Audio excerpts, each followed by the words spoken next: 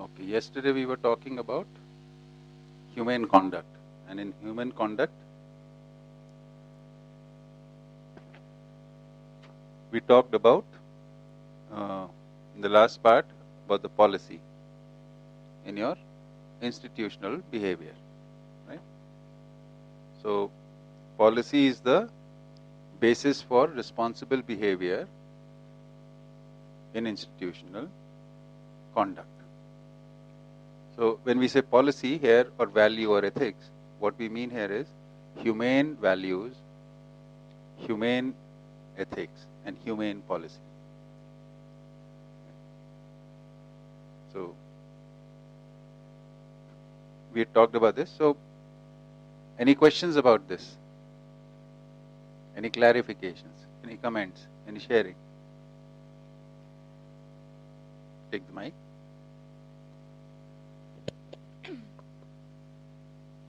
Okay. So I just wanted to share, like I was just thinking from throughout, I mean, what we're talking, I certainly have shared with you personally also that I think I need one more to at least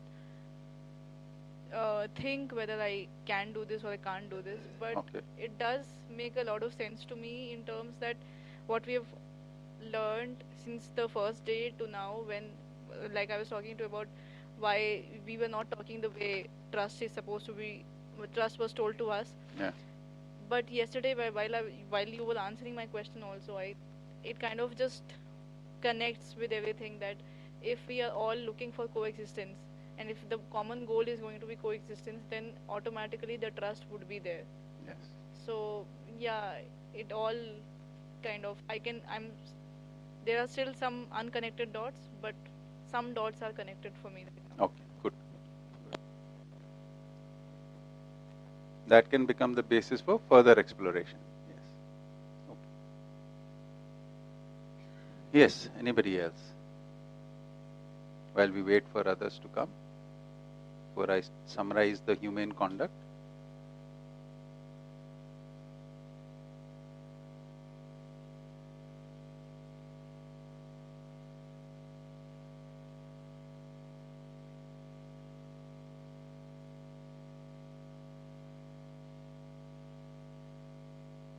Pass the mic here, please.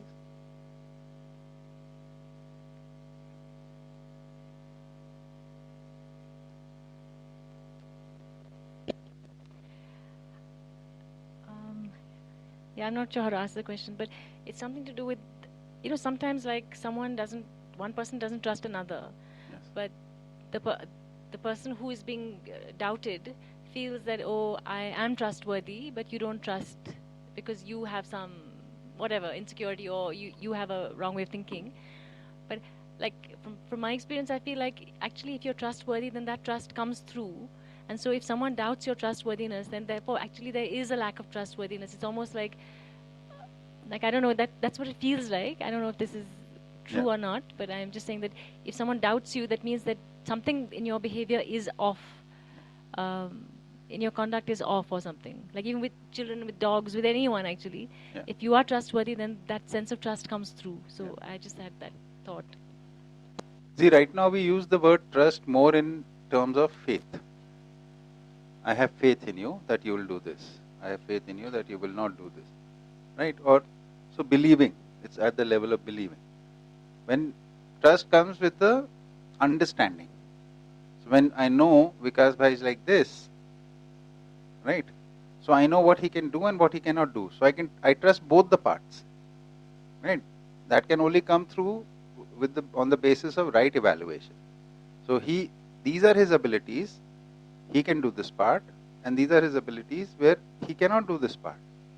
So trust will also mean knowing what the other person cannot do, which is not doubting a person. Suppose somebody says like I want to do this, and it's a responsibility because we are talking about, say, as a part of an institution, suppose your family. So then it can be explained to them, look, this is the evidence till now. You are standing here, so you say you can do it, but there seems to be a lack of evidence of this. We can communicate, talk about it. Right? So you need to further develop your skills in this area, and then probably you can do it, right? So, but that communication has to take place. And if we were doing our mutual evaluation regularly, then there will be confidence and trust about that this person does the right evaluation. So that background has to be there. Without that, this won't happen. It can't happen in an incident. We build up the trust with living together, right?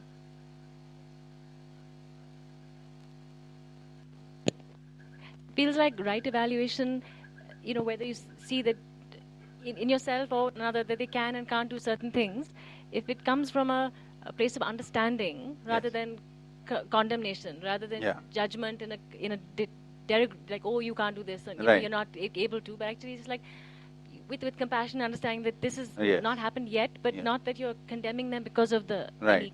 lack. Then it's a whole different feeling, no, an Right. experience, I guess. Yes. I think she got the mic because she wanted to ask. And she's asking for the first time. So No, I'm asking not for the first time, but actually, my question is, if we have to, naturally, we have to change our human conduct, our relationship. My question is, should we change the social structure, or it should remain the same and we should change only the policy?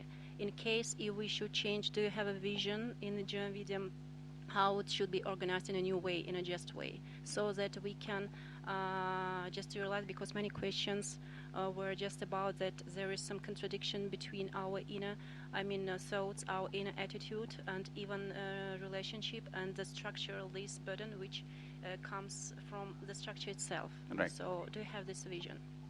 Yeah. So today's topic is going to be about that only, mostly. We're going to talk about that.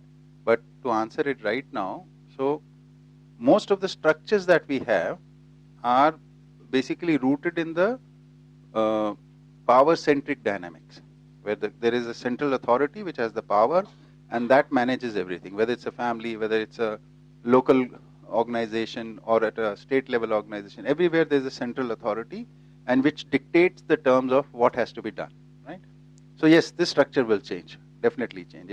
We cannot have willful alignments when there is some other authority which is imposing their diktats on you. So yes, the structure will, but how that structure evolves, we'll talk about it. So, and another thing from your question which comes about, which we need to understand, that, thank you. How are you feeling today? Oh, good. So another thing which we need to see is that we are talking about first the internal harmonizing. Like we have observation, we have the desires, thinking, and then we take decisions on basis of that. We make our choices, which leads to some actions, right? So first, the habit of observing yourself, which has to come in. And you're observing, then you will be able to evaluate your plans, your desires, your thoughts, your choices, your decisions in a much better way. Then, when they translate into action, then you can see the gaps or alignments between what you thought and what is actually happening. So this helps you to, again, go back to understanding, increase your awareness, so that the decisions you are making are in alignment with the natural laws, and therefore should be able to result in actions which are in alignment with the coexistence. Your actions have impact on others. Again, this is another part of observation. In relationships, we see what my actions are doing to the other. So that is another part which you can observe. Then again, you can go back and check what needs to be corrected in this.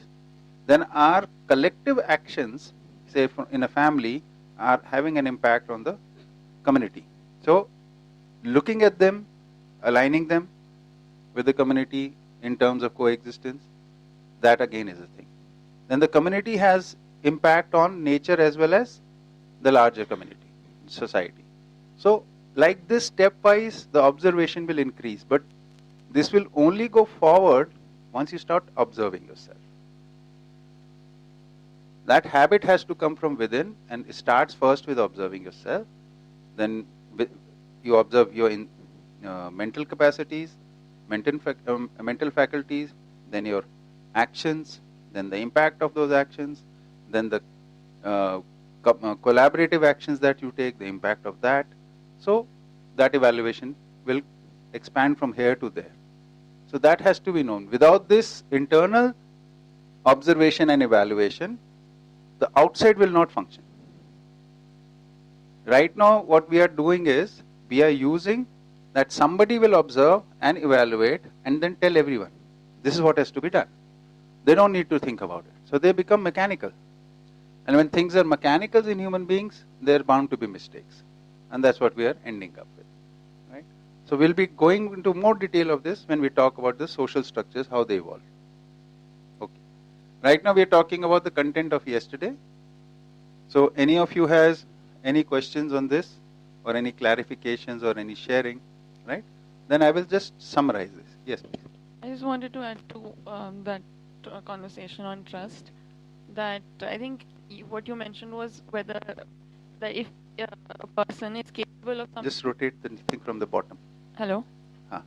That if the other person is capable of something, trust would mean recognizing them as they are. Yes. If they're capable of it, you'll trust that they're capable of it. If they're incapable of it, you'll trust that they're incapable of it. Yes. I think confusion arises when one is indefinite in one's behavior. Yeah. In fact, you can only trust that which is definite. Yeah. So a lot of trust comes from indefinite behavior. Unpredictable nature. Right? We keep talking about. So therefore, taking responsibility makes us definite. Right? And responsibility is not an event-based thing. Like the food has to be provided in the family, so somebody who takes the responsibility may ensure that there is food every day. Whether the outside conditions are conducive or not, this has to be arranged for. Right? So that is responsibility. Responsibility is not, when things are okay, I'll do it. When things are not okay, I will not do it. That is not responsibility. Right?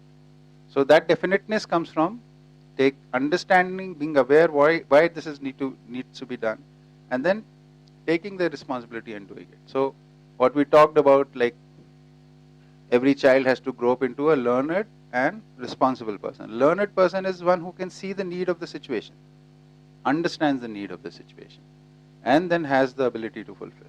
So that's how responsibility will flow, and that will give the definite conduct in terms of humane values, humane ethics, and humane policy. So this becomes the basis of definite conduct. This is the minimum beautiful. That needs to be known. We can expand on this much more. If this is in the base, this is the foundation, then there is a lot of space for creativity. Right? So anybody, any clarification, any questions, or any comments on what we talked yesterday?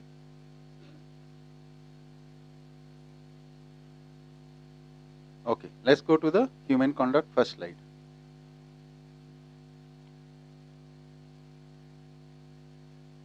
Yeah, I think this.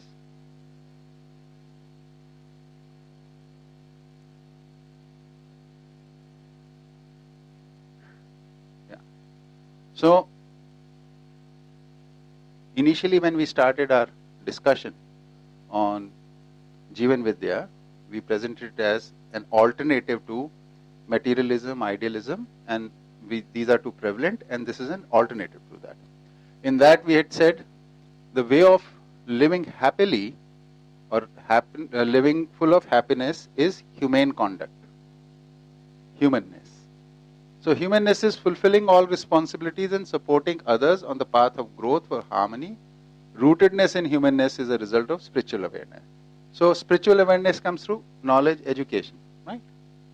And then once the more aware we become, we start evaluating our actions in these areas, in relationships, in social spheres, and in institutions.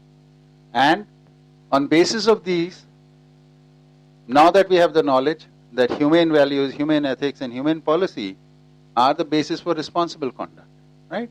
So we keep checking for whether we are in alignment with the values.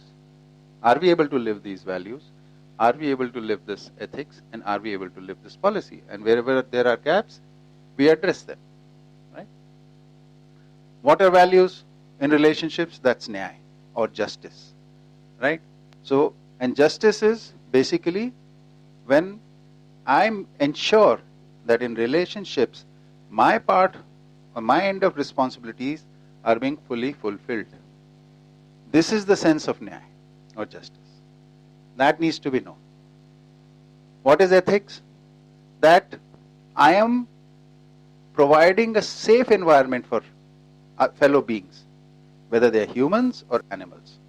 So within human domain, how I acquire wealth, this can affect others. Like for example, we talked about cruelty. Cruelty is in 3 dimensions, which is damaging somebody's resources, damaging somebody's state of resources, damaging somebody's state of health, and damaging somebody's state of mental balance. All 3 constitute cruelty. So when you take somebody's wealth, money, object, something which is prevalent right now in society, whether directly, indirectly, through deceit, this is all part of cruelty. And the wealth which we accumulate like this is illicit wealth, right? And if we work and generate wealth for ourselves, our families, through proper means, socially accepted means, fair means, then that is our righteous wealth. And then, how do you provide the second security, which is in terms of man-woman relationship, right? We allow people of all genders to feel safe with us in terms of sexual behavior, right? The people should not feel unsafe with us. And that will happen if we have a definite sexual behavior, right? So, we have partners with whom we are loyal, and with others we provide a safe space. So that is the righteous spouse. Otherwise it will be illicit relationships will germinate, and our society is suffering because of this. And this causes a lot of problems, right? And the third is kind behavior and work, right? This is basically, we talked about what kindness is in terms of animals, in terms of humans, right? And this again is providing safe space to animals as well as fellow beings, right?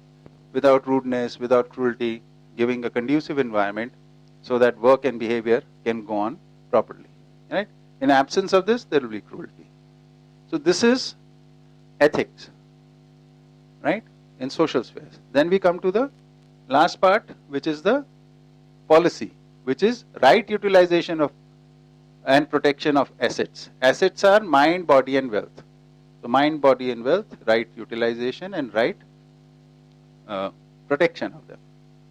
How to keep them safe so that they are. Why do we need to keep them safe? Protection is for continuity. Continuity is the ultimate truth, right? So we are here for a short time. We are utilizing some resources. We need to ensure the same resources, at least, or more resources are available for the future generations. Right now we are doing the reverse. We are not protecting the resources. We are in fact stealing from our future generations. Right?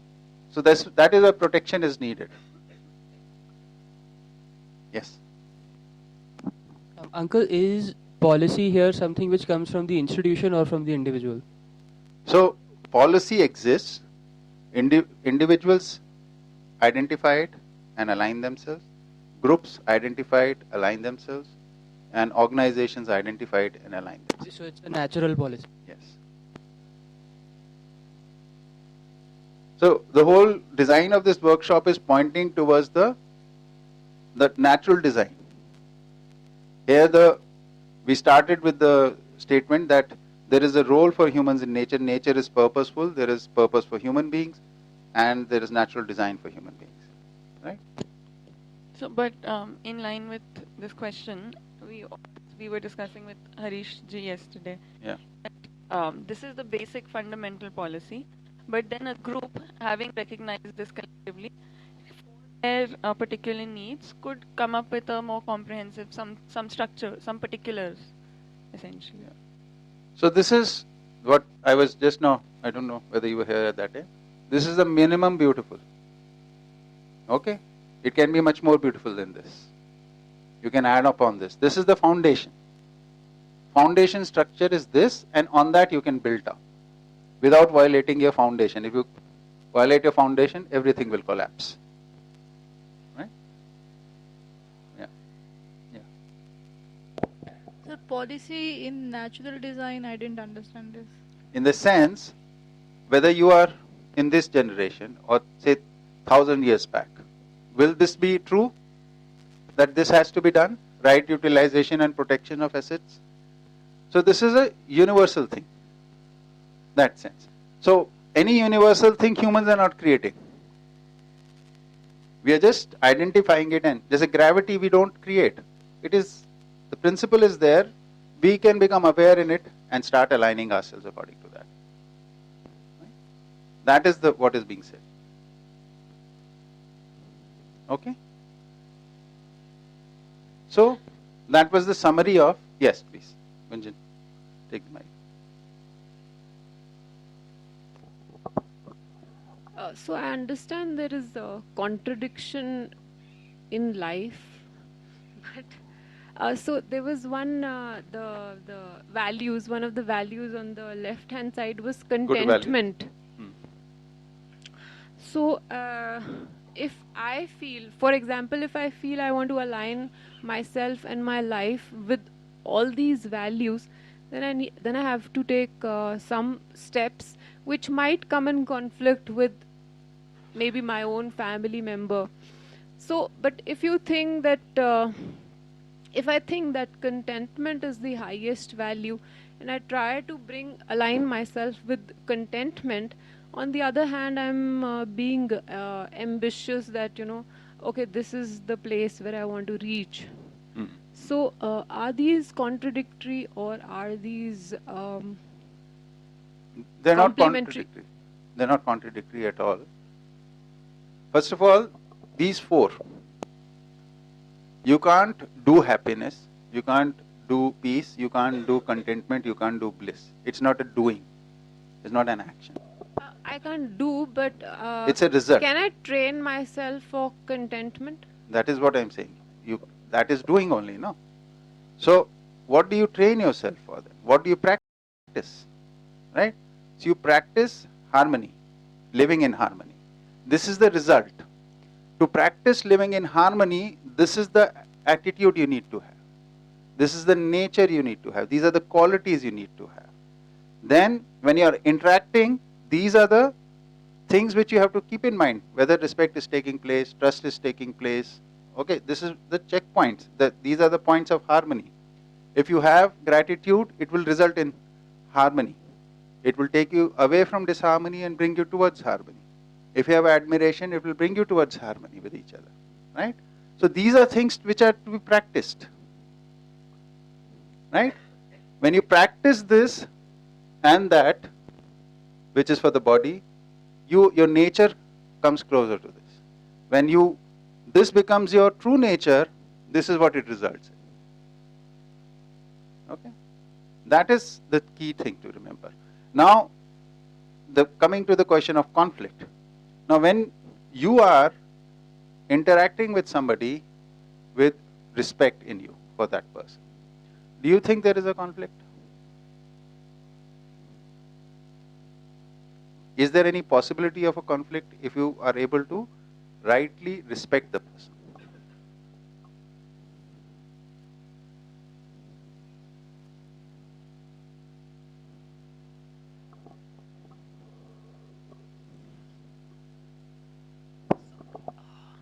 Rightly respect the other person. Which is, as defined here, what we were talking about, respect how it is, right? Based in right evaluation, knowing the person, understanding their ability. Rightly respect the other person and not getting into argument, not disagree with what they are saying. No. you're going back to the idealistic way of looking at things. What did we talk about respect here?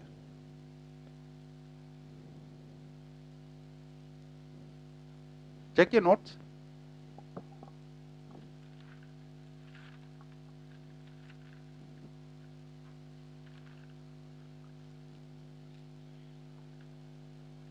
So, respect is basically the right evaluation, behavior based on right evaluation. When what you are becomes clear to me and then I respond on basis of that, that is respect. So, your abilities as well as areas where you don't have abilities, both are clear to me. So, I interact with you with keeping that in mind. Would this create any conflict between you and me? See, when we say respect, you're looking at it from what the prevalent meaning of the word is. Like, there is elder person, then we should not speak in front of them, or touch their feet, or this. We are not talking about that respect here.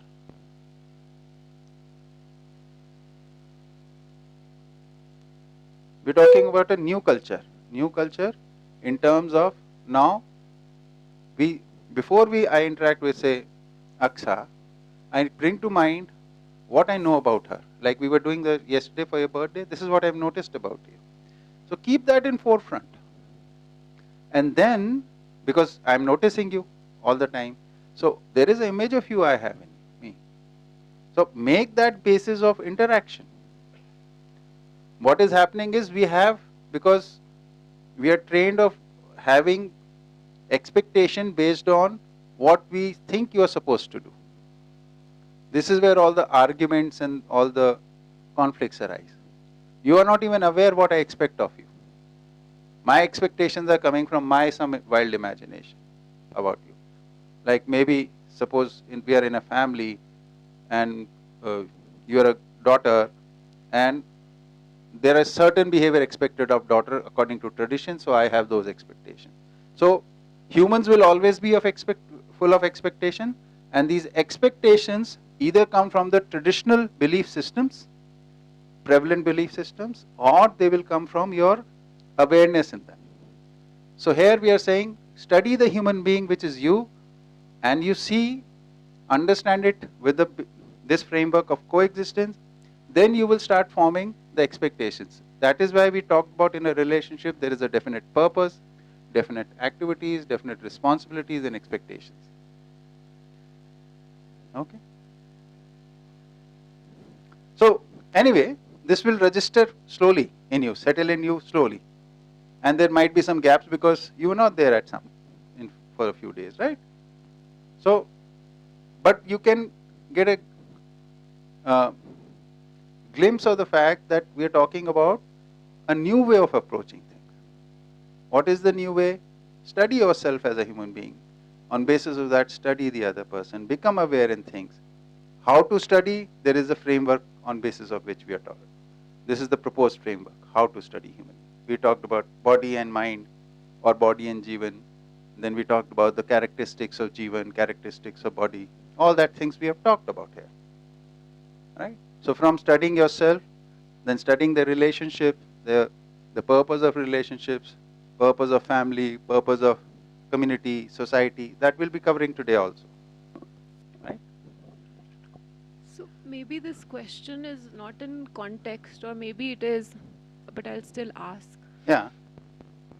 So when you, so is it always, I mean, not is it. So if you try to be your authentic self, or try to speak what's on your mind, so sometimes it can feel that the other person will feel threatened by it. And if you're assuming their expectations, then you have this fear that, really speaking what's on your mind, or being your authentic self can make this person feel threatened.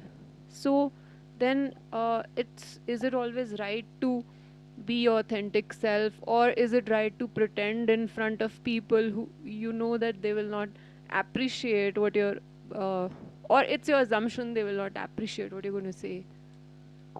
So being authentic self is basically a function of your realized self.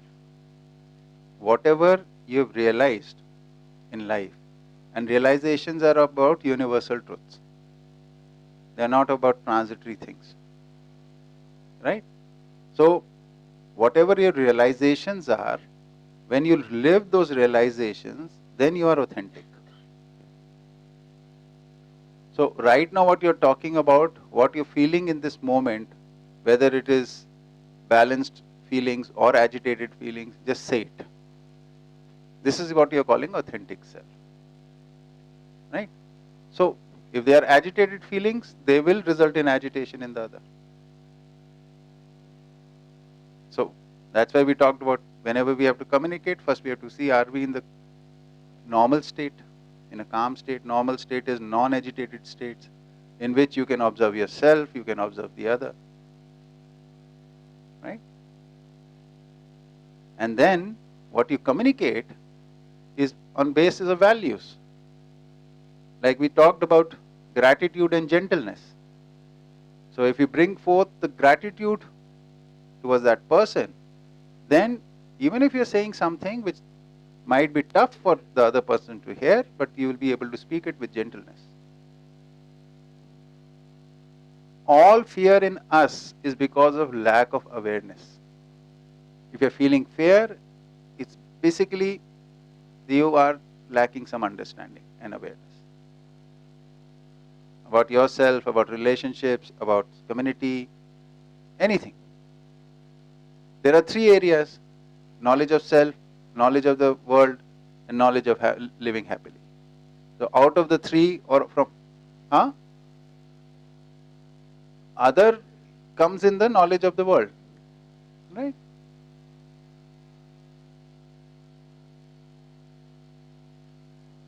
Any fear in us is rooted in lack of awareness or lack of knowledge.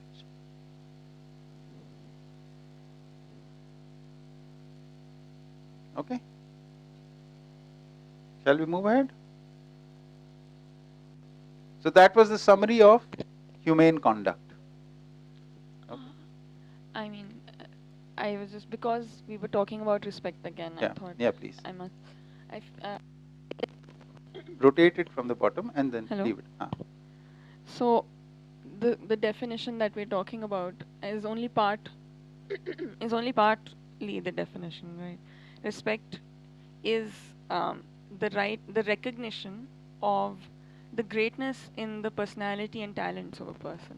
Yeah. And that's why, and specific recognition, and that's why it leads to amicability. Yeah. This is very important. So when we do right evaluation, we celebrate the abilities of the person. We acknowledge them and feel joy for that. Just like a mother or father feels joy for whatever the child keeps learning.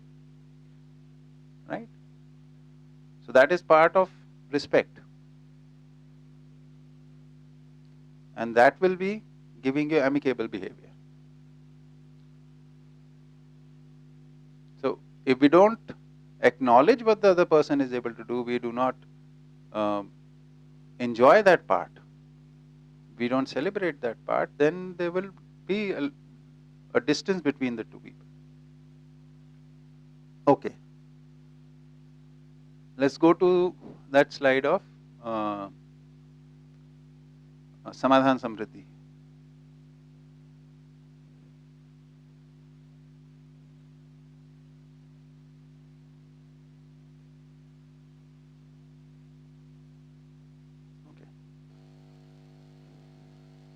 So now with all that we have talked, now we are going to talk about how we get organized on basis of this, right?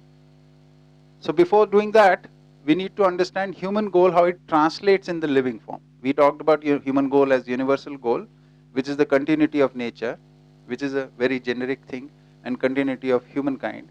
But how is this achieved? So the human goal is achieved through, and we have three columns. One is the present state, then is the proposed goal, and then the what is realized. If it is we are successful in living this, the impact of that in the Jeevan or in self, right? Okay, first one. As individuals, there is confusion. Confusion basically means lack of clarity of the three questions fundamental questions which define knowledge. We are not clear about what I am, we are not clear about what this world is, and we are not clear how to live happily. So this state is being called confusion. So we use our belief systems, our guesswork to deal with situation from time to time. And because there is no clarity, sometimes it results in happiness, most of the time it results in unhappiness, right? That is the present state. So the proposal here is through understanding, coming to a state of resolve, state of resolution. So spend some time in understanding things and becoming aware of what is. What is a human being? What is this the system around us that we call world? What is it? Is it a coexistential system or not? So become aware in that. And become aware in the responsible way of living in human conduct. Once you start becoming aware in this resolution starts taking place. It starts giving you, okay, this is the thing which is to be done here. So you get sense of right and wrong now. With these understandings, you start getting a sense of right and wrong. So when you know clearly, this is the right, this is the wrong, then you can choose, right?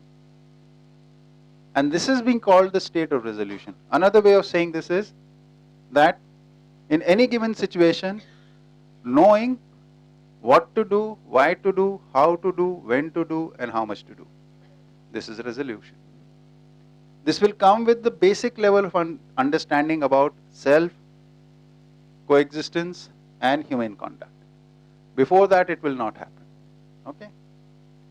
And when we start living this in a definite manner, it becomes part of our nature, then in our conscious, we start experiencing happiness. Living this is translated in terms of happiness in Jeevan. So we live this as a human being, resolution, and the Jeevan stays in the state of happiness. So resolution is equal to happiness. That is the main thing in this. Okay. Next. At the level of families, there is strife, conflicts. Right? What is this conflict about? Are you asking something? No. Okay. What is this conflict about? The conflict is about what are my rights, what are my responsibilities, what are your rights, what is your responsibility. There is no clarity on this. So we are overstepping, or we are underdoing our role, under contributing in family. This is the cause of strife in families. So unless until we understand our rights and our responsibilities, and we can't only understand our rights and responsibility. Any right or responsibility can only be understood in the terms of the systems you are part of. So you have to understand the family. To understand the rights and responsibilities of family, you have to understand the community. To understand the rights and responsibility of community, you have to understand the society. So this way, it goes on till you understand the whole world. Right? Now, what are we looking at? We are looking at a family as an individual. So what are my rights? What are your rights? In reference to family, we can determine that. What are my responsibilities? What are your responsibilities? On basis of relationships, we can determine that. Now, this becomes a common thing between us, and we can work towards living together on basis of this. And when we start living successfully on basis of this, then we are able to arrange for our material needs, emotional needs, psychological need, doing things together in every manner. This state, where we are able to fulfill families' all-round needs, material and non-material, that state is called prosperity. When a family lives in prosperity, the members of the family feel the peace in their conscience. There is no other way of feeling peace in any other place. When people are fulfilling their responsibilities, and they are getting all their rights and they're living in harmony with each other, that is the way peace is achieved. Right? And the evidence of that is everybody's requirements, everybody's needs are being fulfilled. Whether we're talking about in the terms of family or a community or a nation, nation is built up of so many communities. So everybody's rights, everybody's responsibility, they are being fulfilled. Right? But nation is too big right now. So first we have to learn to do this in families. And when everybody's needs are being fulfilled, that state is being called prosperity. So, and we all want prosperous families, where all the material needs and non-material needs are being met. Right? And not only met in the terms of the need is being met, everybody is doing according to their abilities and responsibilities. So everybody is contributing in it. It is not that some are contributing and some are just exploiting, which is the present structure. Right? And this cannot happen without people with a resolution. Without resolution, this prosperity cannot occur. So family members who are in a state of awareness and therefore can respond to any situation, these are the people who will align themselves in form of a prosperous family. Not less than that. Third, society. So society is presently in fear. If we look, how secure do we feel in the society? Security in terms of our wealth, security in terms of our bodies, or security in terms of mind. Everything is under threat. Right? So, what do we want? We want fearlessness. That can only happen when our conducts are such they provide a safe place to each other. How can anybody's conduct provide safe place? When people live in resolution and live with prosperity. Right? That means they are already fulfilling their responsibilities. Therefore, they don't have the sense of there's something lacking in my life. Such people are able to provide security in community. Right? Yes.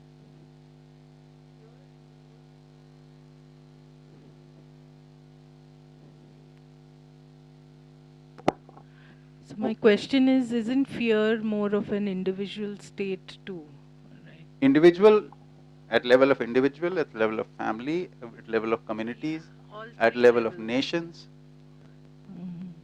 Okay. Every day if you open the newspaper, this is what you read. This community will take over, that community will take over. We must protect ourselves. But also at the individual stage, because most of us aren't able to move out of fear at an Yes. individual stage. Yeah. And everything else I think is related to Yes. the individual stage. True, true. So this fear psychosis in large numbers is basically rooted in absence of resolution in individuals. That is the cause. Yesterday we talked about fear, 4 types of fears, how to come out of that we talked about. Right? So such individuals, and that was basically the answer was the spiritual awakening or being aware of yourself and the coexistence and humane conduct. When you become aware in that, then you lose all your fear. And such fearless people form the prosperous families and a fearless community and society. Right? So these insecurities in the society is because as individuals we are insecure. You're right about that. And therefore we participate in the fear psychosis which is projected by some people. Right? So when the society starts showing fearlessness, the members of that community, society, start having contentment. Not less than this. Right? So this is a function of feeling secure in a larger number. Without this, there is no contentment. Because otherwise, you'll always feel, oh, I have to do this. This won't be sufficient because the environment is not secure, right? Why are we having too many savings? What will happen in the future, we don't know, right? So there can be no contentment in an insecure environment. Contentment can only be experienced in a secure environment. Whether we live with minimum means or we live with maximum means. If it is an insecure environment, we can never be content. There will be some sort of anxiety in the background. Okay. Next. At the level of planet, the human race, relationship with the rest of the nature is in imbalance now. We all can see the impact of that, right? Global warming, climate change, pollution, so many issues. We need to be in coexistence. Most of our imbalance is being caused because we are not resolved as individuals, because we are not prosperous families. Therefore, we think we'll exploit the nature more and get something for a family. Because we are not fearless. We are insecure. We are not content. So more and more exploitation. This is what is causing this. So till the time these three states fulfill, this cannot happen. So the real problem, if you look at this, is the human-human problem. Because of the human-human problem, the imbalance in human-human problem is being projected upon the nature, our relationship with the nature.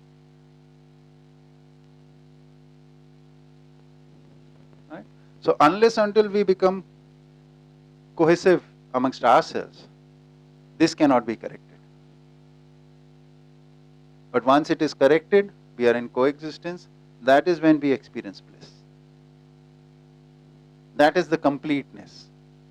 We talked about relationships are for growth and completeness. This is another way of looking at completeness. So we basically want to realize happiness, peace, contentment and bliss. And the way to do this is this, at these four levels. If we don't do that, we'll be in this. So you can examine whether as an individual, are you in confusion or resolution? As a family, are you in strife or prosperity? As a community or society, are you in fear amongst each other, or are you fearless, secure? And as a planet, a relationship with the nature is in balance or imbalance. So we basically, for everybody, these are the goals which we have to work for. This is being called proposed human goal. And this is in alignment of what we talked about earlier, the universal goal, which is basically continuity of nature and continuity of humankind. Right? This will ensure the continuity of humankind, these three. And because this works, therefore this will be ensured.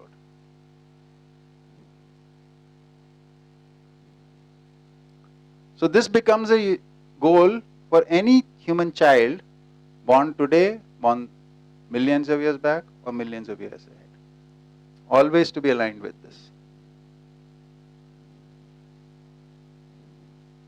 So any questions on that? Any comments on this? Yeah.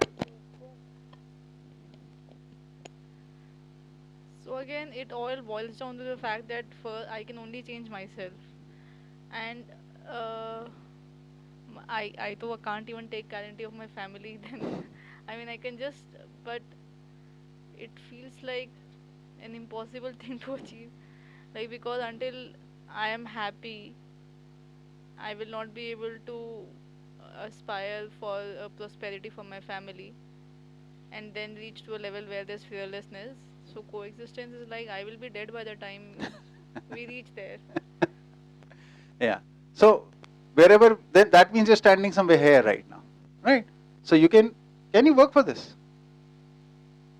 So that means the first thing we need to know ourselves, myself, and we need that awareness of myself and knowledge.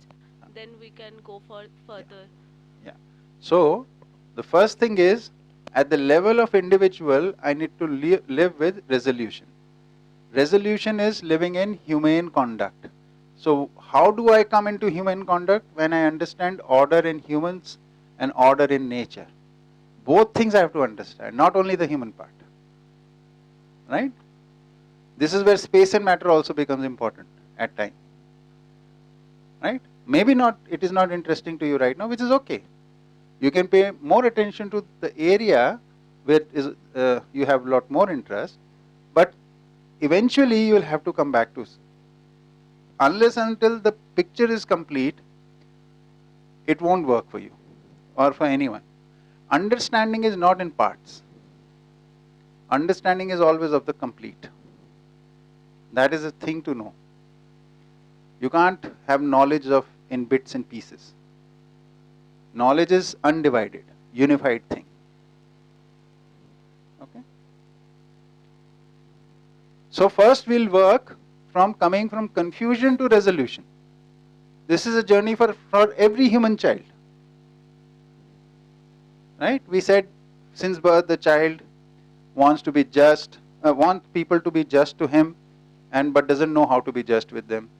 From birth, the child wants to do the right, but doesn't know the difference between right and wrong. And the child speaks the truth, but is not aware in what the truth is. Right? So these three are indicating of this, and we have to come from there to here. So ability to be just, ability to discern right from wrong, and the ability to know the truth. That is what will bring you to resolution. Okay? Yes, please. Mike?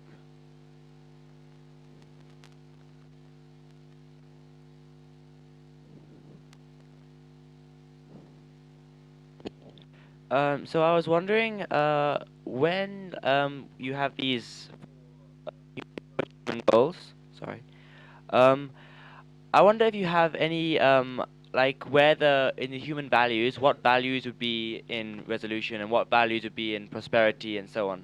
I wondered if you had any like matchups for. There is details, but if we go into that right now, then we'll miss out on the content we want to talk about. But there is placement of what values will be. See, this will be at the level of family. This will happen more or less together. Right? So for living in a family, we talked about resoluteness, we talked about courage and generosity. This will happen with that nature, that quality. And depending on the relationship, again we said certain values are there in some relationships, certain values are there. So there is a whole thing which can be understood.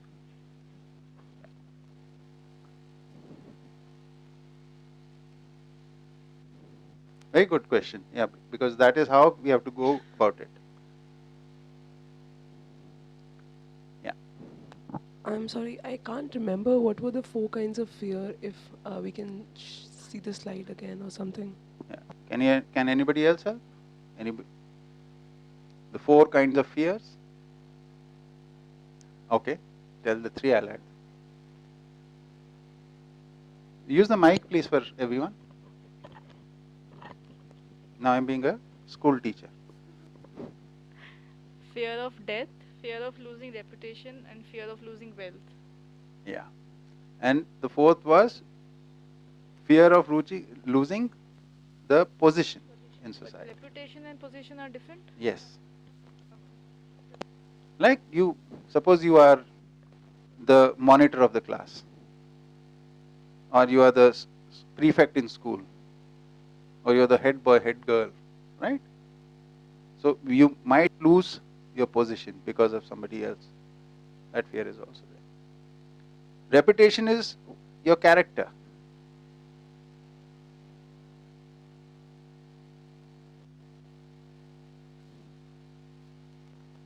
Can't remember if we covered this, but this is interesting because all these fears are a result of trying to seek continuity in these four things when there is none. That is very interesting point. So fear is losing. So losing death, the fear of death is basically this: my living will stop. I want to continue it, but I don't know how to continue it. Therefore the fear. Right? My wealth I want to continue, but I am not sure how it will continue. So that fear, because of the lack of knowledge, that's the fear of losing wealth. Similarly for reputation, similarly for the position in society.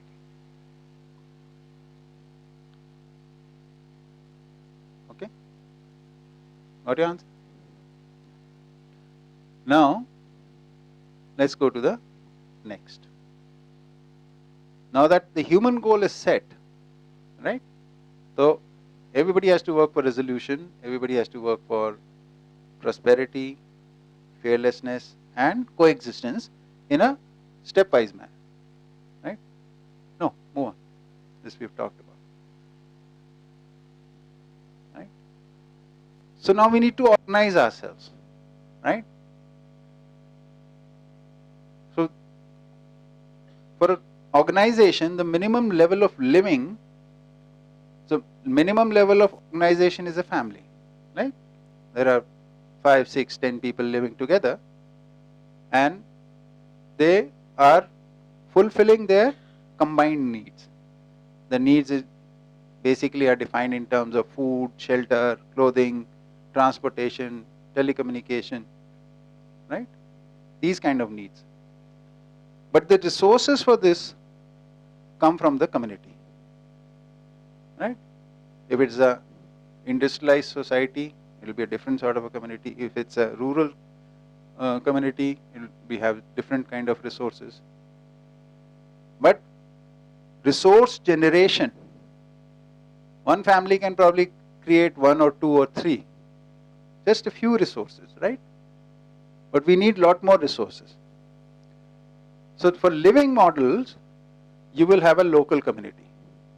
Minimum level of living is, because there the 3 basics for the body: food, shelter and clothing. These can be addressed. For this you will have a local community organization. For that you need 5 systems. Ishta? 5 systems. Okay? Then we'll go to this part. So what are these 5 systems which are needed? So this first one is the education. Right? Education for learning, right? For awareness. A system for that is needed. Right? Then second is system for health. See, one is for Jeevan, one is for body. So these are both needed. So health system is needed. Education system is needed. Then the third is for production, because we need to consume resources every day. So we need some production, we need some food, some clothing, some shelter. So there needs to be systems for this. Whatever we are producing, that needs to be exchanged in a fair manner. So we need a system for exchange. Right? And in all this, humans are interacting. And there are bound to be places where we'll need to sit down and understand if it is fair or not. So we need to have a justice system. Right? From community level to international level, these are the 5 systems, minimum 5 systems which are needed for human living. Because human living is collaborative, that we talked about in the beginning. The collaboration happens on basis of these 5 systems. Because this is needed for living in happiness, living in prosperity, living in fearlessness, and living in coexistence. These are the 5 systems which are needed. Okay? So if we are a local community, suppose we are a village here, we are living. So some people will start working for the education system and the others will support them. Some people will start working for the health of the community, others will support them. Some people will work for productions, right? And I'm not adding that this is all in light of coexistence, right? I'm not talking about the prevalent systems. We're talking about the coexistential system, right? In which, if you want to participate as a responsible person in the education system, your qualification will be that you have resolution, you have knowledge, or in other words, you have at least resoluteness, courage and generosity, right?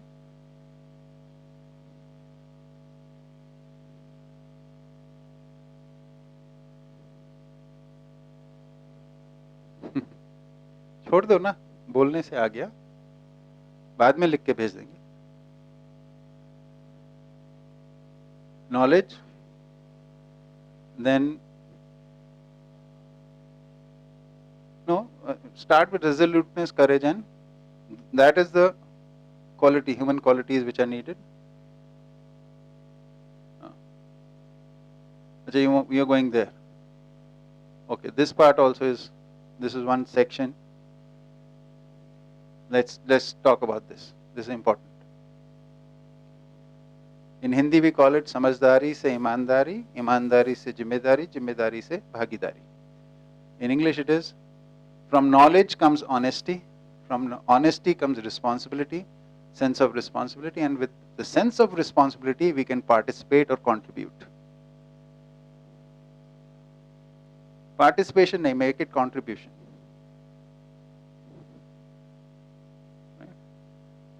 Contribution.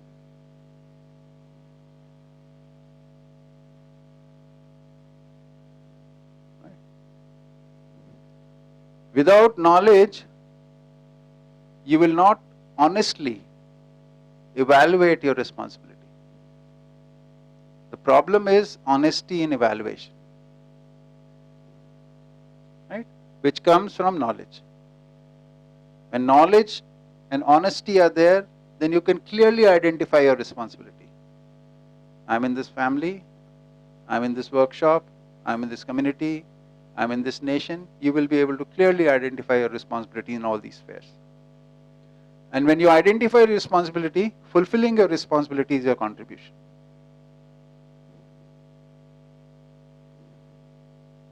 That's how you participate in the larger system. Right? So, we were talking about participation. Go back to the previous one. So to participate in education, we should have clearly identified our responsibility, for which we need to be honest, for which we need to be knowledgeable. Without this, it won't happen. And this is the key for this whole system we are talking about. Right now, people are sitting in these positions, have no clue why they are doing something, for what they are doing something. Then in the end it boils down to your personal benefits, or your benefit for your family, or your benefit for the group you represent. That's it. There is no universal goals there. That is the problem. So you're always working for vested interest. Whether you're in education, in health, production, trade, justice, everywhere there's just vested interest.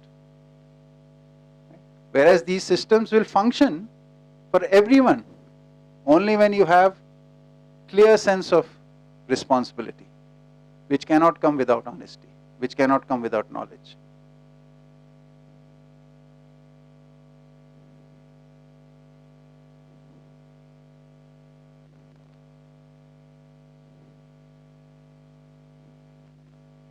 That looks interesting. Would you like to share? In fact, we were discussing this like on I think the first day during lunchtime, on what the basis is for being able to, for a system to be able to function with participants deliberating, evaluating honestly what needs to be done, what needs to be reevaluated and refigured out. And Yeah. you know, what makes it possible, and why is it so difficult to do that? Yeah. Yeah. You all have worked in some sort of organizations, right? In terms of work, right? Most of you have. So, like some of us have worked in the educational institutions, right? So do you think need people who are aware of their responsibilities in the larger sense? Do they need to have that vision or not? Right? And that vision will only come through knowledge. Nothing less than that.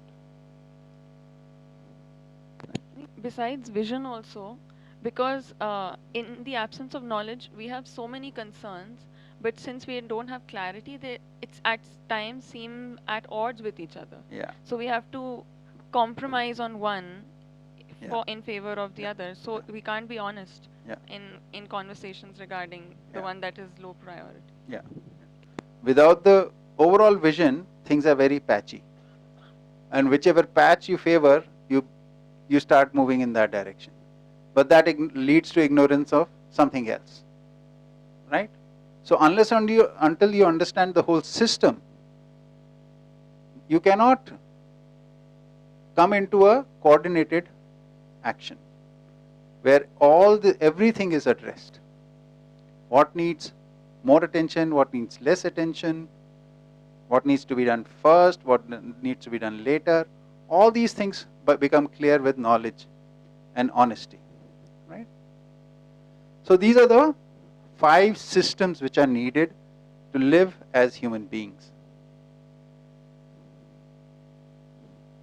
Okay. Now these 5 systems can function from various levels. From a village level to, say, a group of villages, to a, say, a district, say, to a state, to a nation, international. So here, the multi-leveler organization in human beings becomes relevant. So in this, we talk about 10 levels of human organization. Human organizations will be at 10 levels. Right? And we're taking at every level the committee or the assembly. There will be assembly for every level, which will consist of 10 people only at every level, at all 10 levels. Right? So let's start, say, from your family. Family is a bunch of people who are in a relationship, but it is also an organization. So there are a lot of decisions which need to be taken. So it also has to act like an assembly, where everybody is represented in that. So suppose there are 3-4 generations living together, because now our discussion about life stages become important. Families are places where people grow from babyhood or infancy to elderly age. Families need to have space for all ages. So if we acknowledge that, then we will have 3-4 generations at least living together. Right? So such a size of family would be, say, from 6, 7, 8, 9, 10, 11, 12, somewhere. So let's take an average number of 10. So there's a family which has about, say, 4 generation or 3 generation. 10 people are living together. So a lot of decisions need to be taken from time to time to time. So they need to be in practice of coming together and deciding. So there is a family assembly. And they sit down together, everybody is equal. The process of decision making is everybody gets opportunity to say that. Because there are only 10 people, everybody can be given a chance. Like we did for 20 people in this, everybody could speak. Right? So 10 people sit down, talk about issues, give their basis, because knowledge is the basis, they have a framework, they can decide and come to a decision. Right? Next level is group of 10 families and 1 representative from each family. This representative is chosen, is nominated from the family from time to time. Right? It's not a fixed representative. Say for 2 years, 3 years, 5 years, you can nominate somebody. Or every year you nominate it, and people can be representing there. Right? So one representative from one family, one representative from the other family, a group of 10 families can decide about the neighborhood. How we are going to live together. There are decisions needed to be taken in that aspect. Right? Now, 10 groups of such, we could call it a village, small village. About 100 families. Right? So a group of 100 families is basically 10 family groups. The assembly at that level has one representative from each 10 family group. One representative. Right? Again, there are 10 people. They can sit down, talk about everything. Everybody gets chance to speak. Everybody is able to share. Right? If you look at this model and look at the present model, like our parliament right now, the members of parliament who are elected to say Lok Sabha, there are 540 odd members, which represent how much population?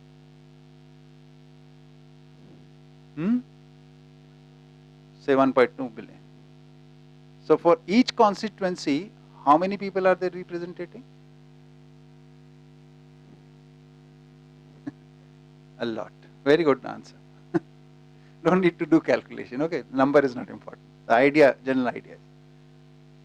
Suppose this representative was supposed to discuss issues of each family, say, forget each individual, and wants to dedicate only 5 minutes to each family. Now that you're doing calculation, say, divide that number which you got by 10. What is that number?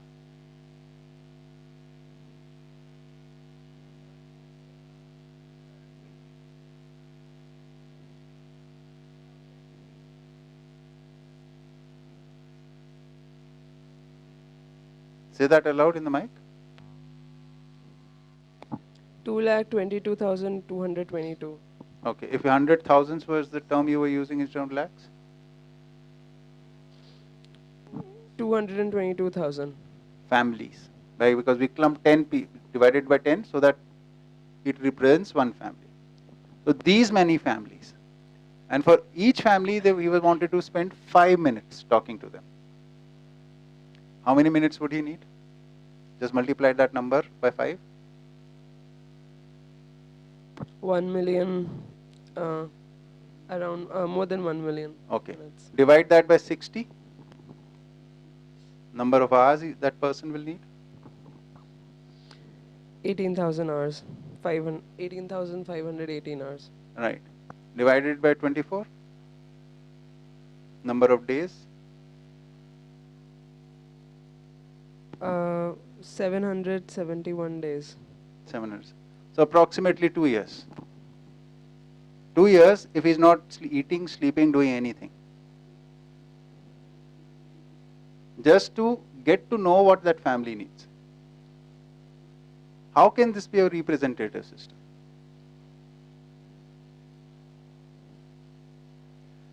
Right?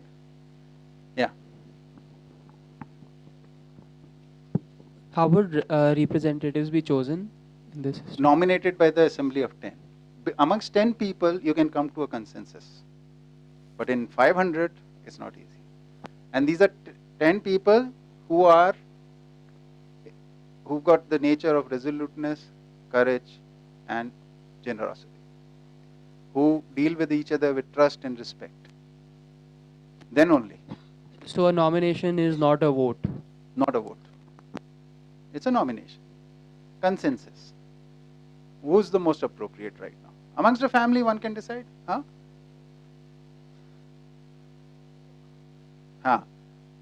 2 years, if आज का MP को हर परिवार को 5 minute देने बात करने के लिए, तो सुबह से शाम तक 24 घंटे भी वो देता है तो 2 साल लग जाएंगे केवल सुनने के लिए कि क्या कौन क्या चाहता है. ना तो उसके पास सोने के टाइम है, ना खाने का टाइम है, ना पीने का टाइम है, ना टॉयलेट का टाइम है. Right? So what will the representative do? It will represent only a few people. That's what they do. Huh? No, see, they don't even think in those terms. They don't want to listen to anyone. They said, this is stupid. I'll listen to my family, my friends, maybe a group of, say, my caste or my religion or something, some representatives of that. Yeah. Would this be full-time occupation for the representative? No. No. Never. It is not an occupation. It is a social service. A social service which is done on basis of prosperity in your family. Your material needs are being fulfilled in your family. And because we are a family of, say, 10, 2, 3 are children, 2, 3 are elderly, but 4, 5 are there who are capable. Out of that, one is going to become the representative, or the elderly person can become the representative. But their material needs will be taken by this family. Elderly person has already contributed in this family during his working days. So he has enough capital, the social capital as well as material capital to invest, on basis of which he can do the social service. So there is going to be no money given for this at all.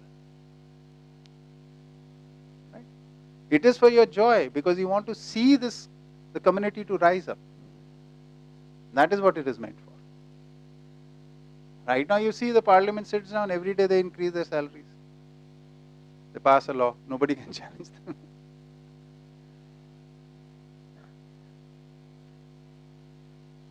So, it's a 10-tier system like this. If you look at 10 by 10, 10 raised power 10, that is 10 billion can be addressed in this, can be represented in this. Was there a process through which the number 10 was figured out?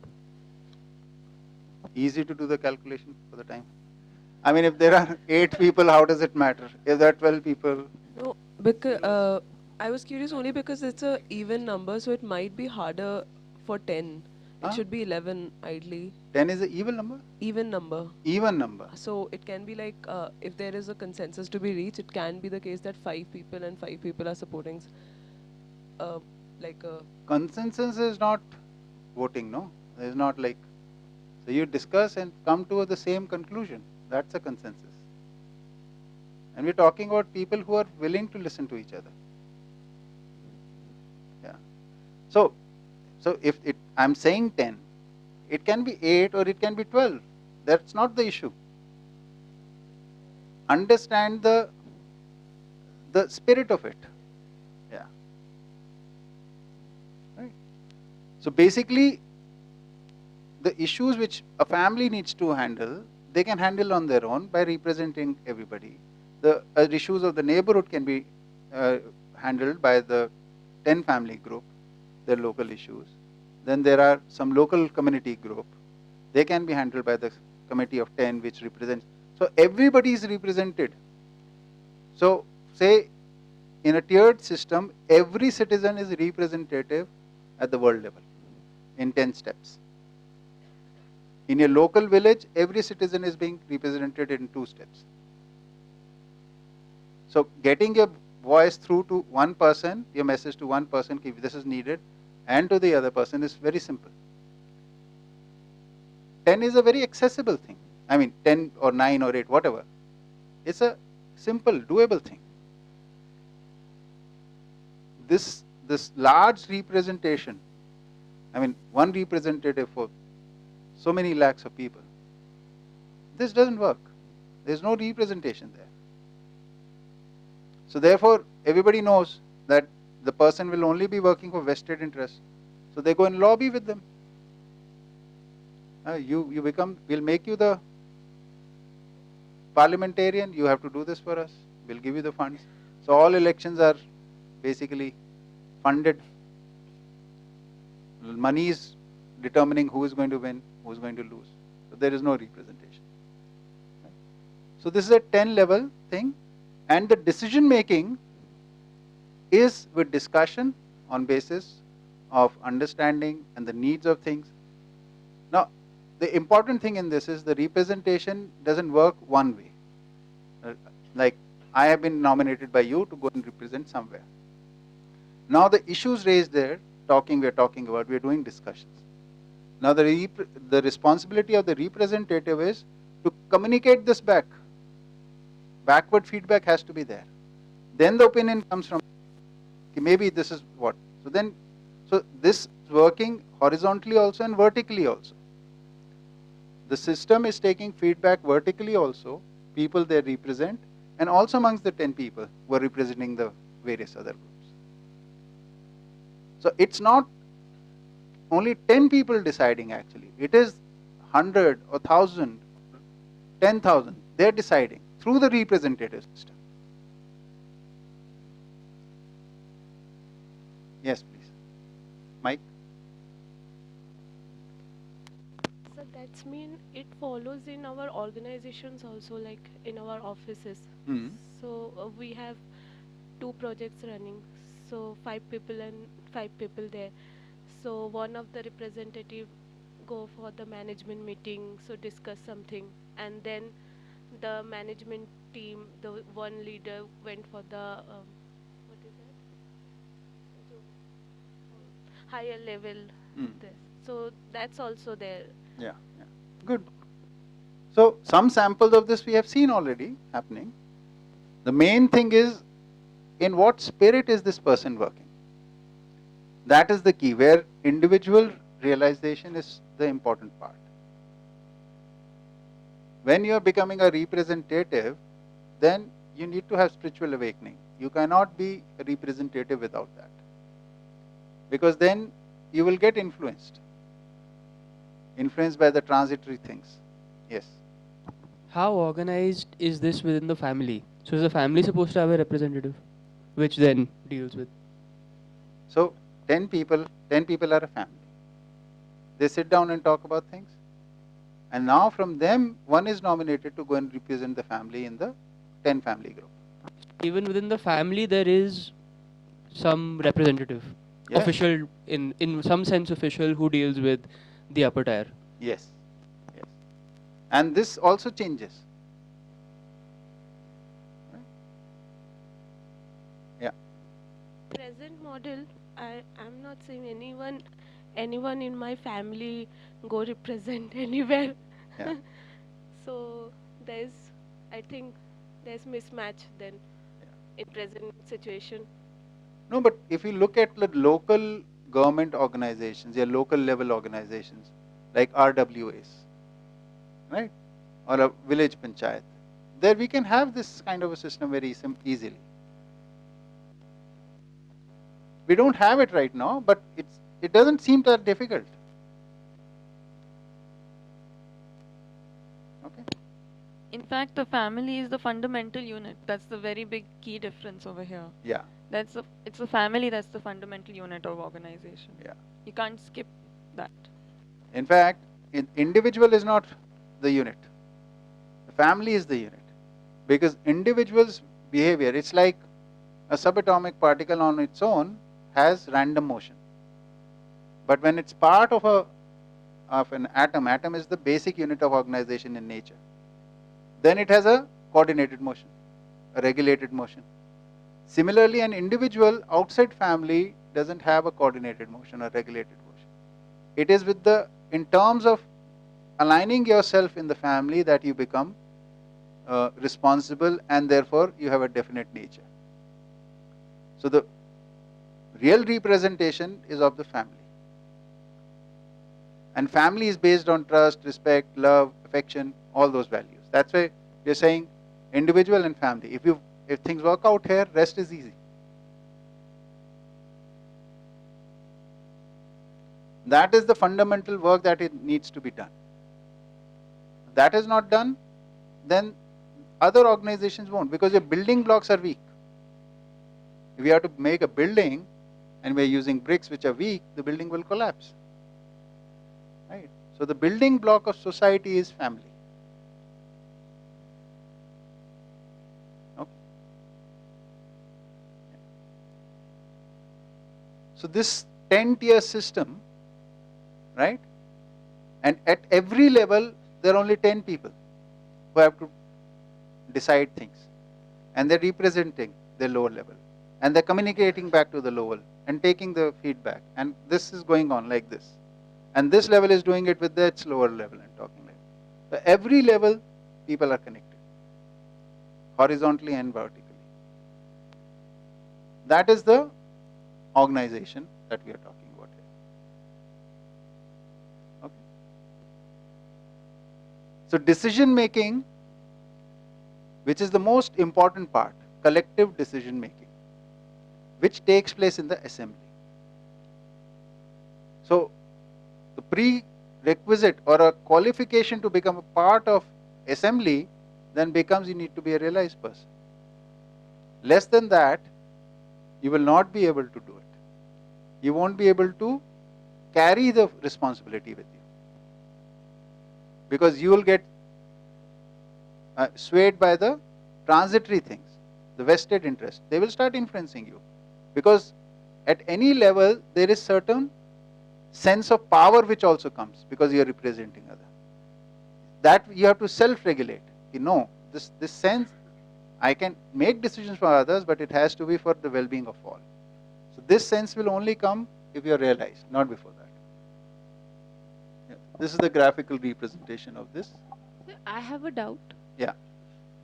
So as you mentioned, the person needs to be a realized person. So for example, now I have the knowledge about it, little bit. Information. Information.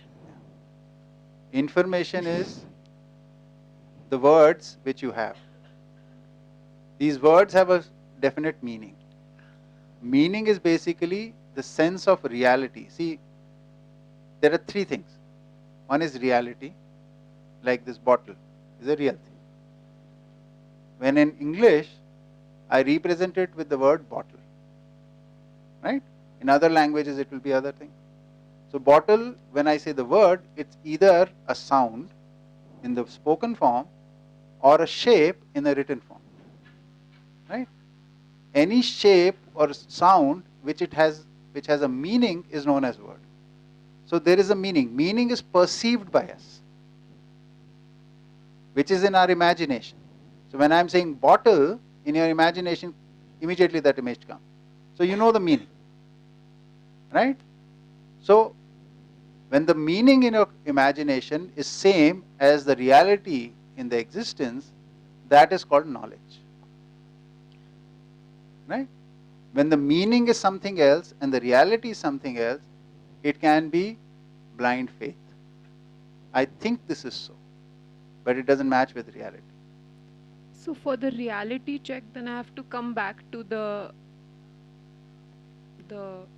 theory. See, theory is merely information. So theory is trying to point you towards some reality. The reality you have to see. The moment you see the reality, that is realization and that is knowledge. So am I to think that if I get the reality, so I will be automatically able to apply it, or does it Yes. give any other processes if I need to be if I need to have the resoluteness, the courage and the generosity? Yeah. So am I to think that if I get the reality, if I get there, so I'll be able to apply it automatically? Yeah. Or there are like further processes that I need to work with myself? So yeah, good question. So you will have the conviction that this is the way to live. So now you will start practicing. See, living is with the body. Body is habituated. Our mind also gets habituated. Now we've got this new conviction, a new direction in which I have to live. So for this I have to practice living. Right? So I have to first initially give attention. Okay, I have to keep in mind that I am respectful to you first when I am speaking. So this will be a conscious thing which you'll do. Like you're learning to ride a cycle, the first time you ride, you're very careful, you stumble and this. So same thing will happen with this. Even though you have the conviction that you have to be respectful, you will still make mistakes because you don't know how to, you've not practiced it yet. So, but because you have conviction, you'll keep trying at it, and slowly because of this practice, you will become good at it. And one day it will become part of your nature. Like you sit on the bicycle and you reach the destination, you don't know when you braked, when you pedaled, when you rang the bell, but you reached. So same thing will happen. Being respectful, you will one day become part of your nature. You won't have to consciously be respectful to somebody. Right?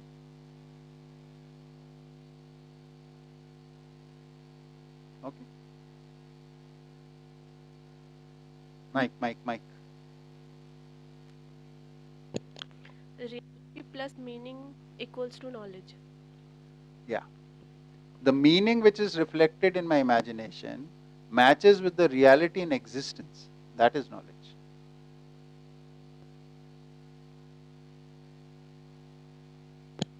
I have a question about these representatives. Yes. And the systems you talked, that education, health, and the other systems. Yes. How do they match each other? For example, if a family, they're all farmers, for example, right? If they just choose one representative, and will he address all the questions on all these parts, or if he doesn't know this, how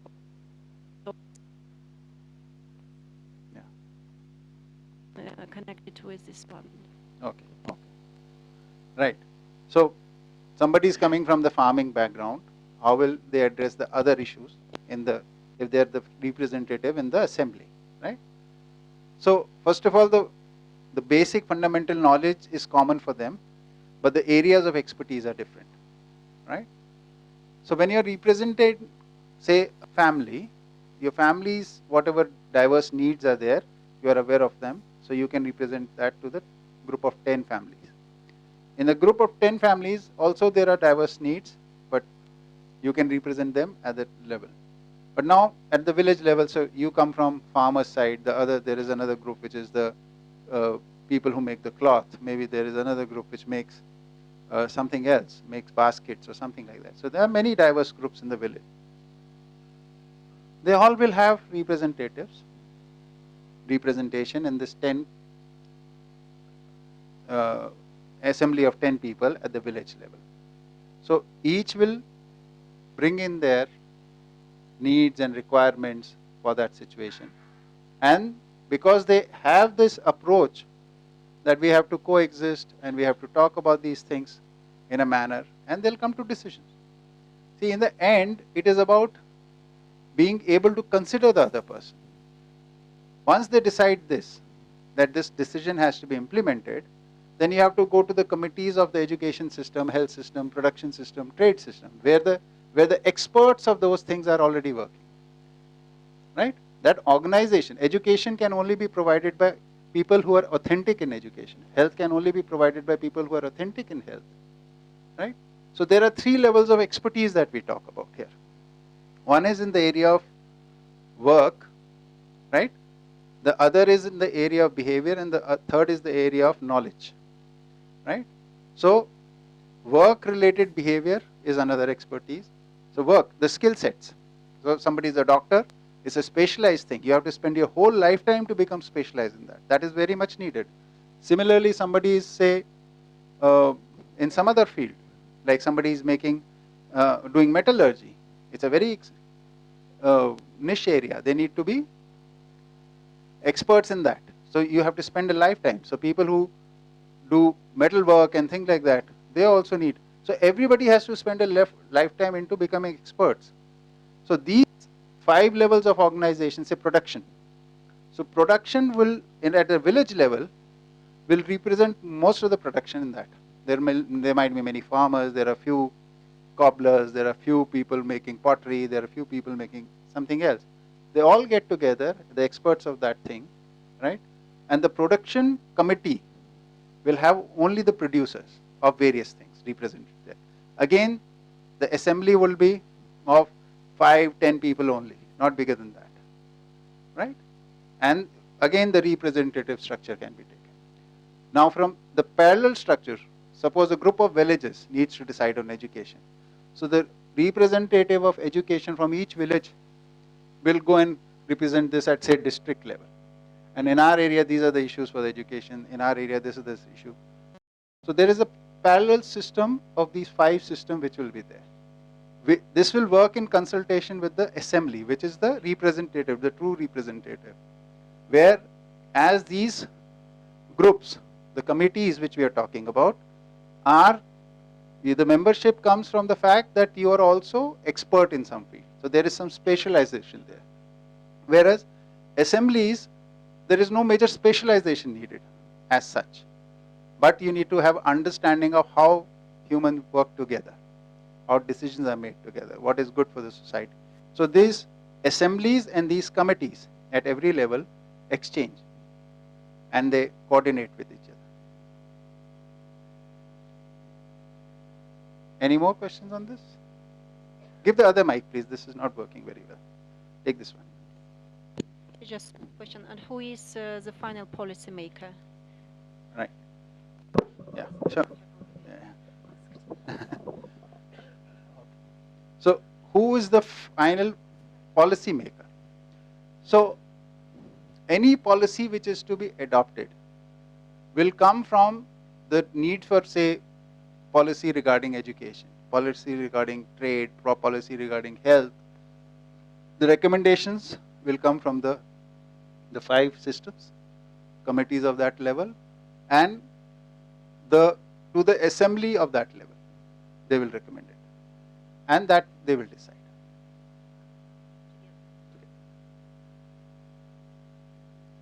On the recommendations of the committees, the assemblies will be deciding it. Suppose health committee has suggested we need to have some sort of a health thing done. It will go to the assembly, which will decide on this recommendation, and they agree to it. Okay, yes, we need to do this, and then it will be implemented. Final is assembly.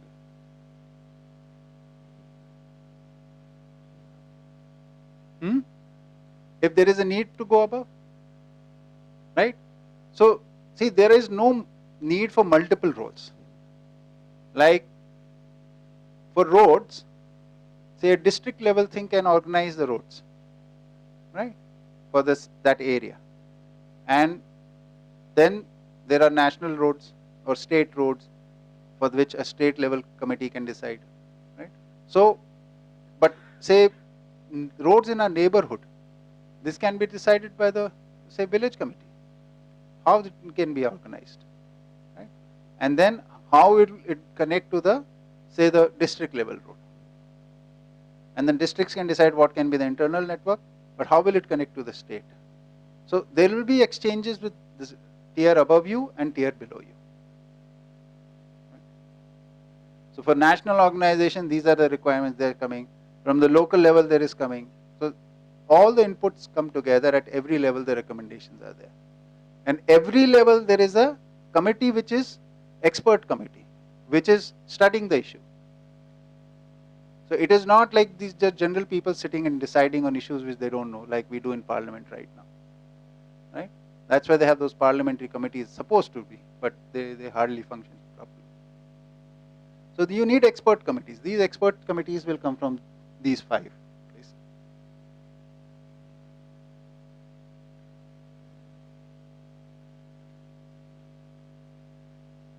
Okay. Any other slide on this? I think completed this part, no?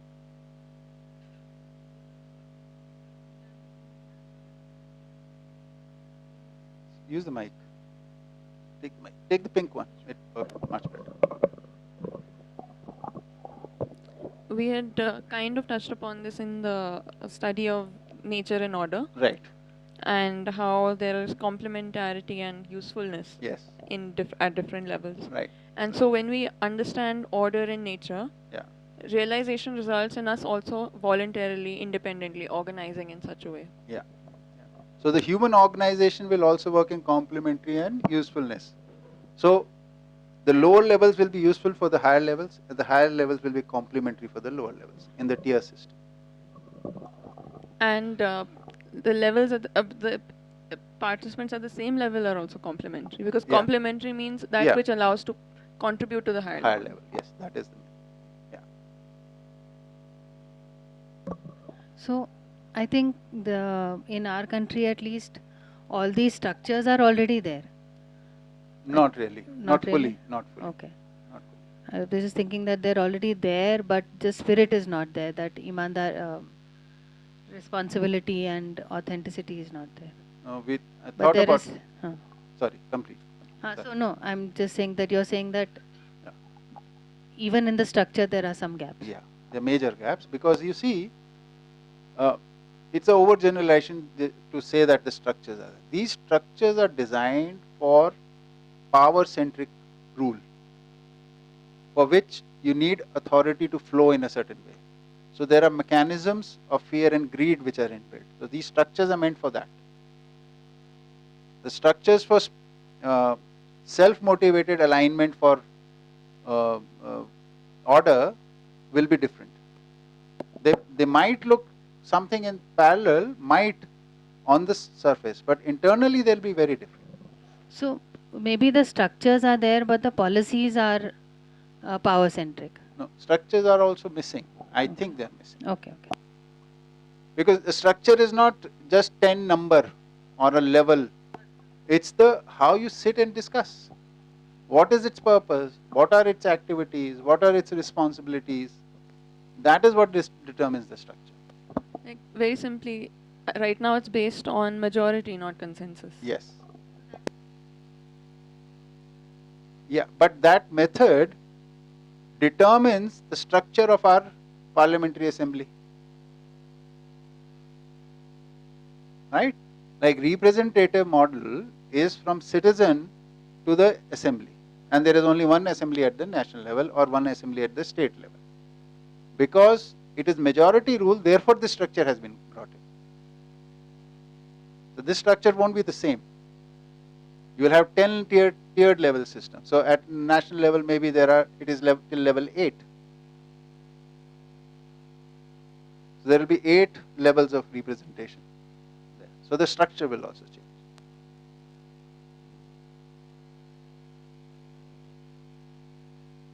Speak in the mic, please.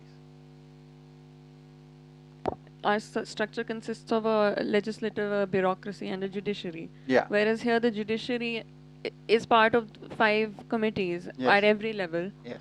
And there's no bureaucracy which, like as such, which is solely responsible for executing the decisions of the legislative. It's going to be a participatory system.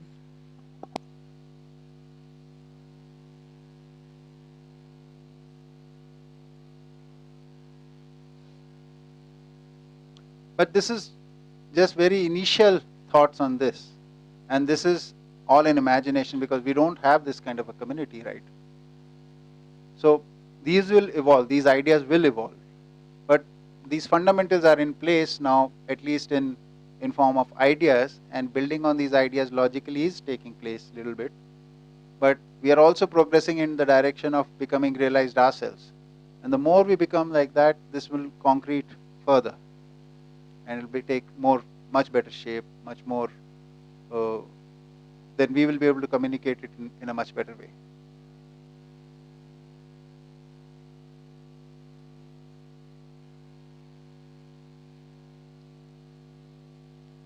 I would definitely like to know your comments on this.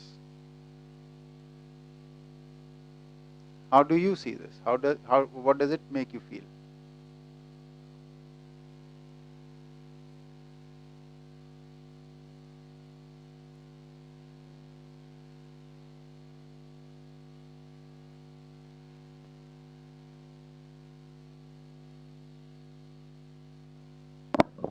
More human scale and makes much more sense because actually everyone's voice can, through being represented can go up and everyone's concerns can be met. Right now it's kind of like a big, faceless sea, and just a few people whose voices are loud or whose money is loud, their voices and their concerns get met and most people's don't get met.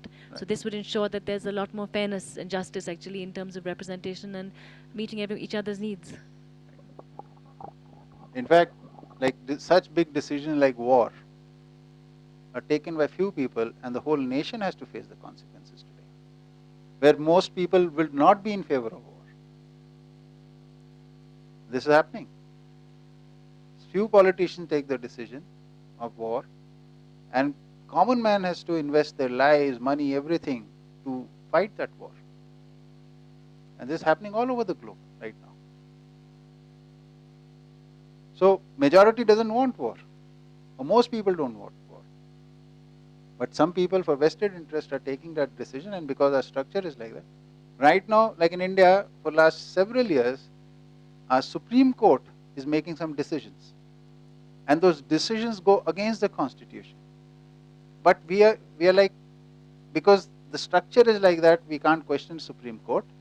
Therefore, we are going by that. And this is changing the nature of the very Constitution for which the Supreme Court was there. So this whole feeling of helplessness, and then along with that, anger. This built up anger in people. This creates civil wars, fight, and this is a never ending vicious cycle which keeps on going, keeps on going.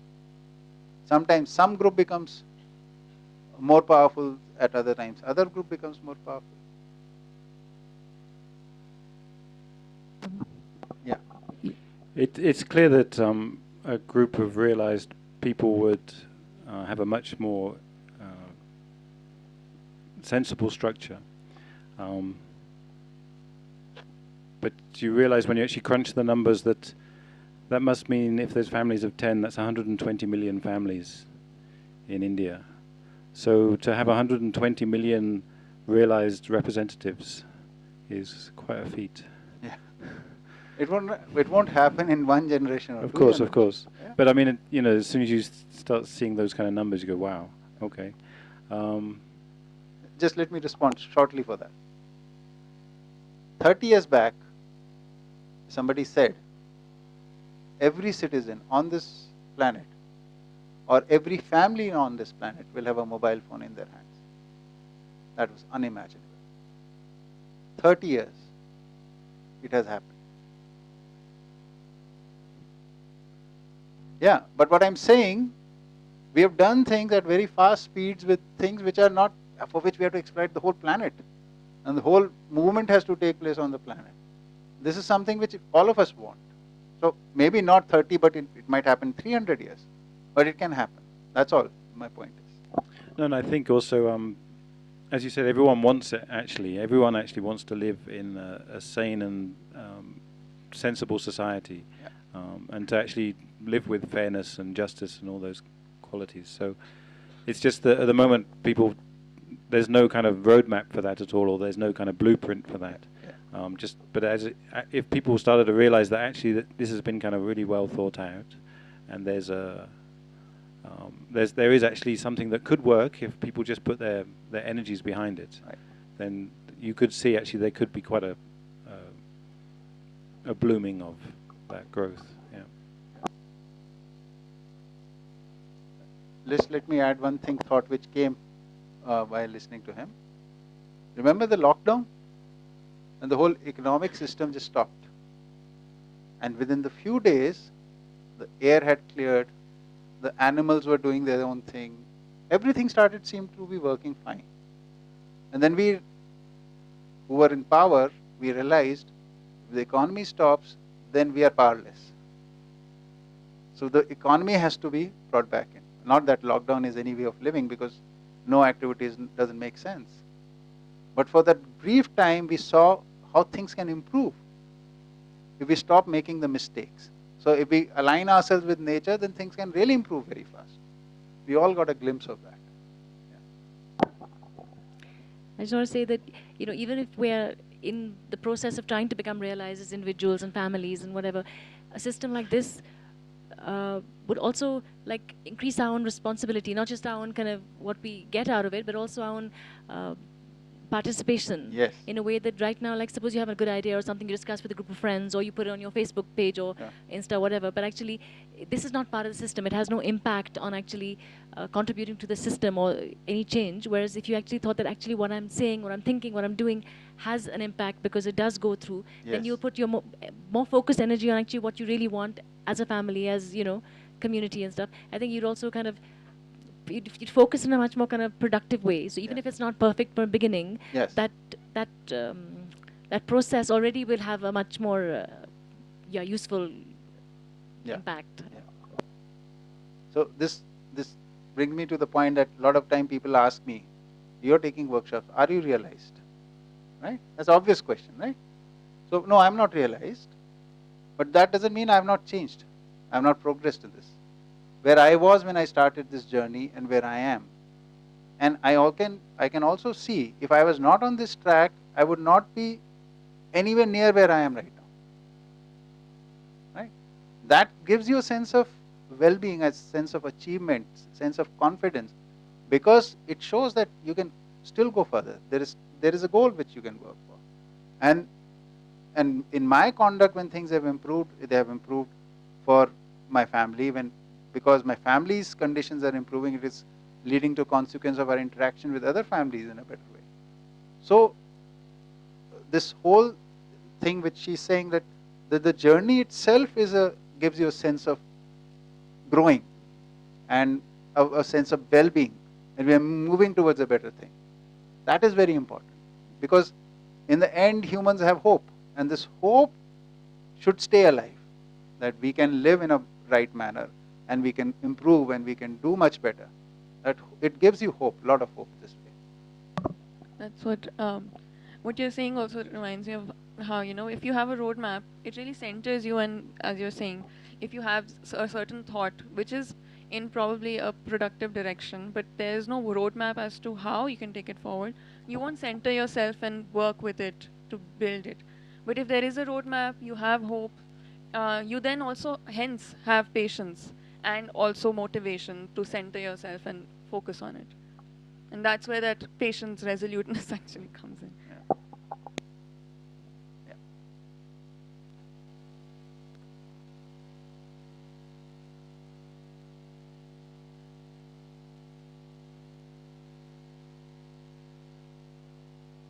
Keep it ready for being passed in case needed.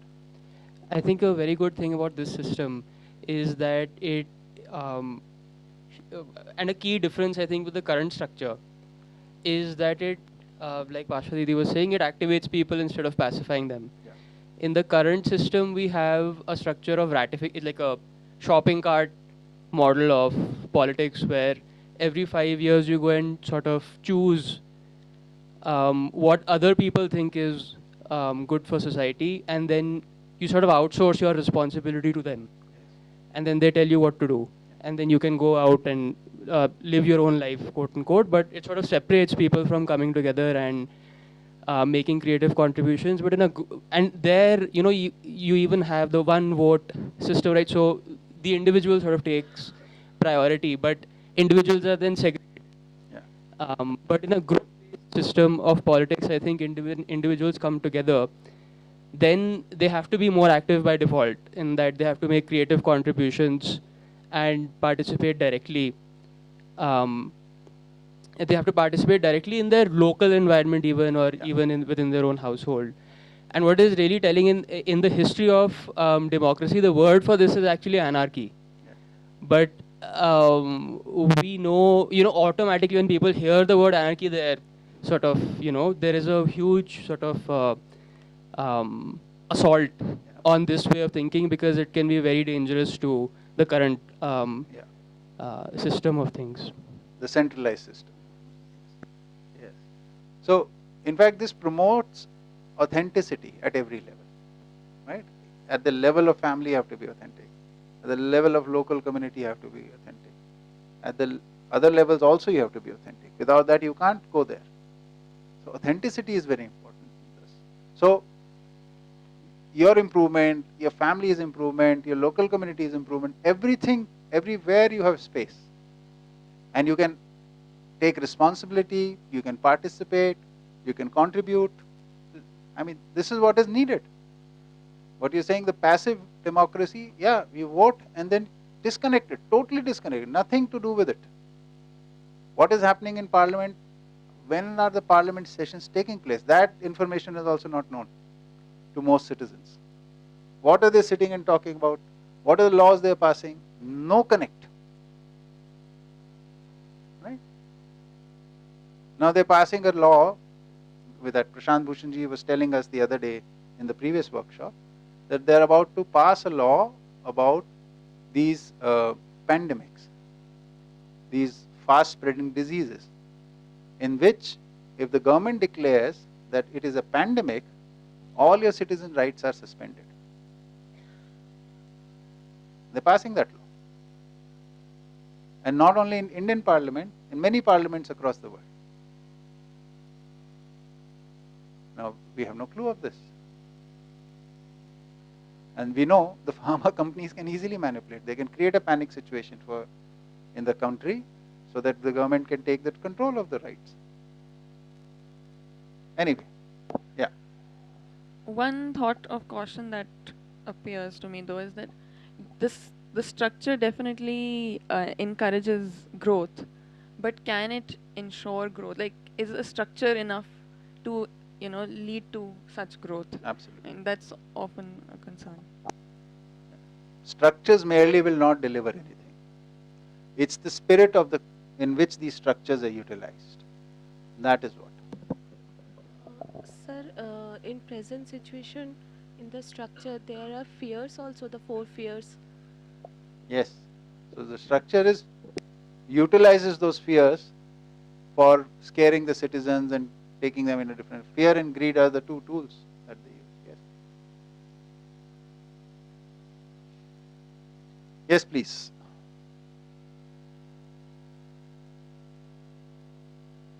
Is it time? Yeah, it is time.